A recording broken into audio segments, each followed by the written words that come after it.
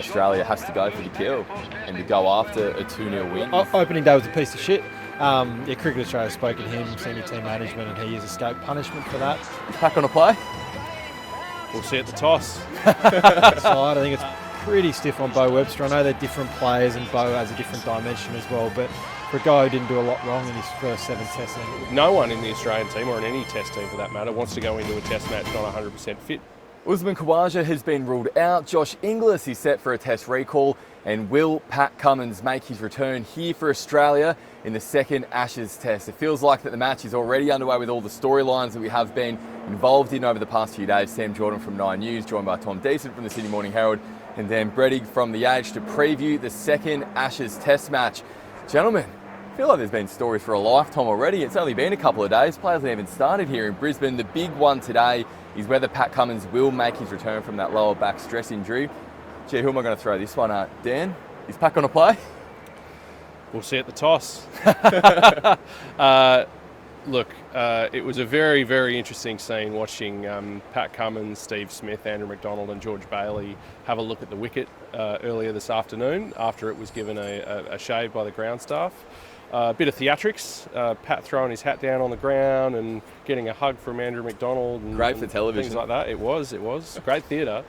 But, you know, the two factors that are making it an option for Australia are, one, Pat has bowled incredibly well in the nets the last couple of days. He's looked $1 million, literally, or probably more than $1 million given his IPL salary. But also the fact that, you know, the pitch here changes character quite quickly when, you know, they've shaved the grass off.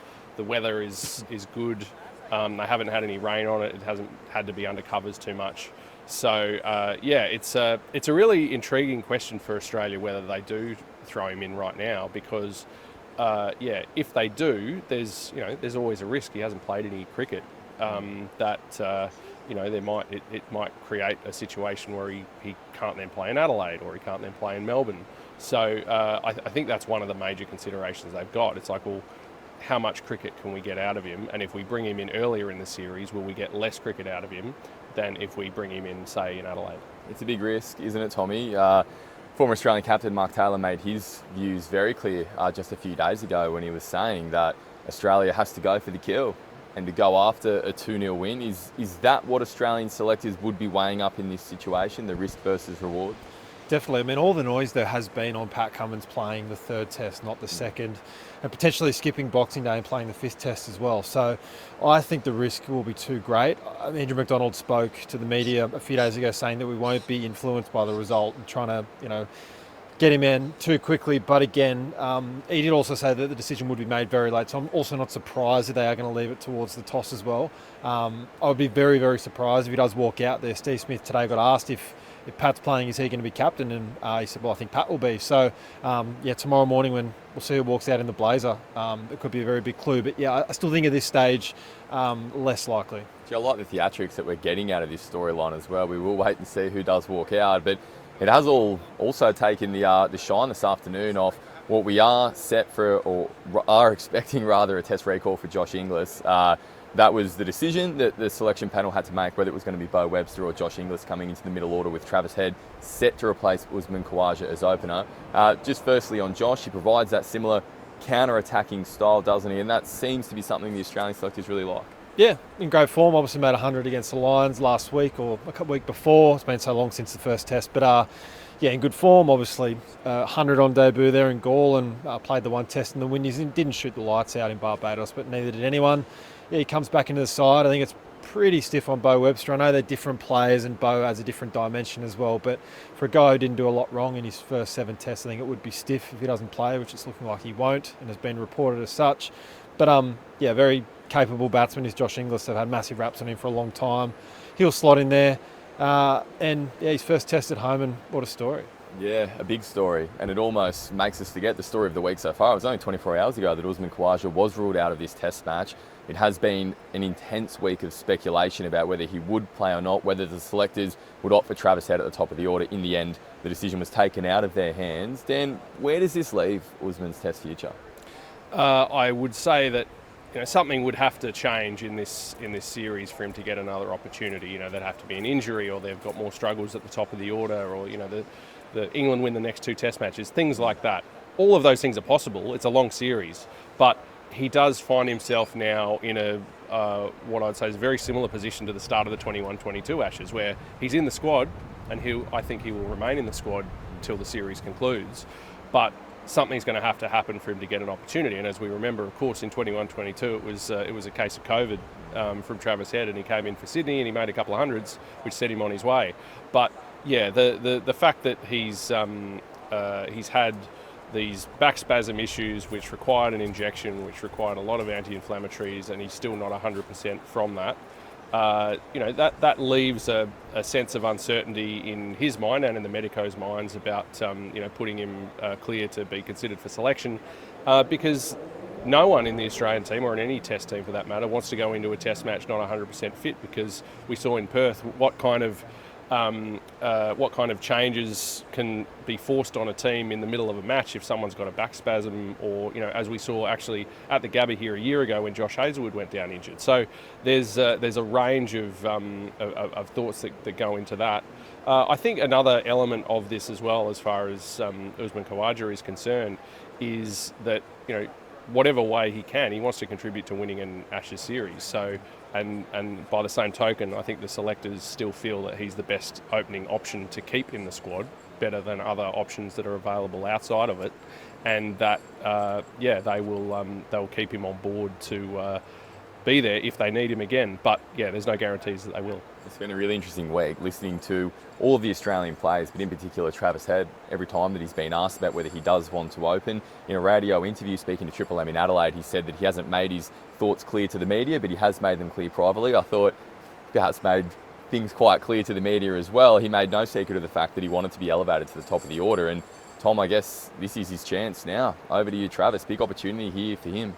Yeah, he spoke after Perth that he would have been keen to have that role in the post-David Warner era, and now he gets that chance. But it's a funny game, cricket. He could nick off twice cheaply, and then we're in another pickle in terms of trying to pick an Australian 11 and what they do from here. Hence why, as Dan's rightly pointed out, I think Usman Khawaja being around the setup will be helpful. Obviously has that mountain of experience as well, and I don't think you can discount that. But yeah, pink ball game as well. Depending what time of day he gets to bat and open against these English quicks as well, will be fascinating. And then the other little bit of news on Usman Khawaja, obviously post his comments at a lunch saying that the Perth deck was a piece of what. I think you can say it, it's a digital show. Yeah, I've said that opening day was a piece of shit. Cricket Australia has spoken to him, senior team management, and he has escaped punishment for that, which is interesting. Yeah, that was a very interesting comment, and no doubt something Cricket Australia didn't necessarily want to have to deal with before a second Ashes Test match. Dan, Tom mentions there Australia's prowess, their record with the pink ball as well. We're speaking about whether Pat Cummins will play or not, but what about Mitchell Starc? Given what we saw from him over in Perth, 10 wickets, things are really set up for him to do some damage here. Well, one thing that was really telling in the practice sessions leading into this Test match, Joe Root wanted a lot of time against sort of the closest thing that England have to a left armer, which is one of the members of staff using the wanger with his left arm, and that I think that tells you as much as anything about what England are thinking about going into this game, when their best batter is trying to, as close as he can, replicate the experience of facing Mitchell Starc, and knowing that, in that game, Joe Root got one dismissal that he wouldn't be that happy with dragging on, but the other one that he felt like there's not much he could do about it. And that's the thing that Mitchell Starc can do with a pink ball. He can bowl a lot of deliveries in a lot of areas that the batsman can't do much about. Now, of course, the other thing with England is that even if someone does bowl a good spell, they're also going to give opportunities to the slips cord, and if they're going to keep driving length balls outside off stump. And all indications from what I've seen in training, from what I've heard from England, rhetorically, I think those opportunities are going to continue to come, because I don't think the England players have it in them to start, being judicious leavers of the ball when you hang it out there. And we heard from Ollie Pope, actually, who played and missed a lot of balls in Perth before he nicked off in the second innings in particular. Him talking about being precise and execution and things like that. And that sounds to me like they're going to try to do it again, but do it better. And I just don't know if that in Australia, and particularly at the Gabba with a pink ball, I just don't think the law of averages says that you can keep playing that shot and not nick off. Yeah, Tom, was it you who asked Ollie Pope about Perth and saying, did you know that you shouldn't drive on the up? Yeah, well, he did admit, he said, I did know I shouldn't have done that, and then still did it and still sneaked off anyway. But yeah, I mean, he top scored for England in that test overall. So, yeah, I thought he was actually really impressive, to be honest. Yeah, he hasn't had a great record against Australia, but like Joe Root, hasn't made a ton out here and or won against Australia in general. So, yeah, he would love to prove a few people wrong. But yeah, I'm tipping a 3-day test. I think some Sunday tea times will be on the cards for everyone involved. Yeah, I think there's already some conversations about changing flights home. Look, just one more on England as well. We heard from Ben Stokes tonight. The word that we actually heard from a few players over the course of the week has been clarity. Having clarity in their decisions. So whether that is going for every ball that's being hung outside of off or not, but it's clear that England's not going to change their approach when they're out in the middle. They have made a slight adjustment to the way that they are setting up as well. Mark Wood ruled out through injury. Will Jacks, the spinner, who is a very handy bat, does come in as well. Dan, given how many fast bowlers they have in the squad, are you surprised to see them play a spinner here in Brisbane, given that they are going to be playing with a pink ball? I think it's to do with the fact that in Brisbane the wicket square is a lot harder than Adelaide, and I've heard Steve Smith refer to the Adelaide pitch as furry, which was an interesting descriptor. But the fact is that because of that hard wicket square, there is a chance that if you're not getting wickets early, the pink ball can lose a bit of its hardness, and you're going to need a spinner to get through some of the overs to sort of give a bit of a rest to the quick bowlers. So I think that's why Will Jacks is there, and similarly that's the value of someone like Nathan Lyon in the Australian team for a pink ball game. So yeah, it's an interesting selection. It's certainly lengthened their batting order still further, given that they've already got Bryden Carson, Gus Atkinson aren't mugs with the bat. We saw that in Perth. So England are going to bat pretty deep. Yeah, they will though have to rely quite a bit on Ben Stokes. He's going to have to bowl a lot more overs in this game, if as an attacking weapon, because he's probably the best swing bowler that they have, and that's not a challenge for him, but it's certainly something that the Australians will be aware of. Hoping to keep him out in the field and bowling a lot of overs. Yeah, absolutely. A big challenge for Ben Stokes, a big challenge for England. It's been 39 years since they've beaten Australia in a test match here at the Gabba. Will they be able to break that record this time around? We'll find out tomorrow, and we will see you at the same time tomorrow to break down all the action from day one of the second Ashes Test match.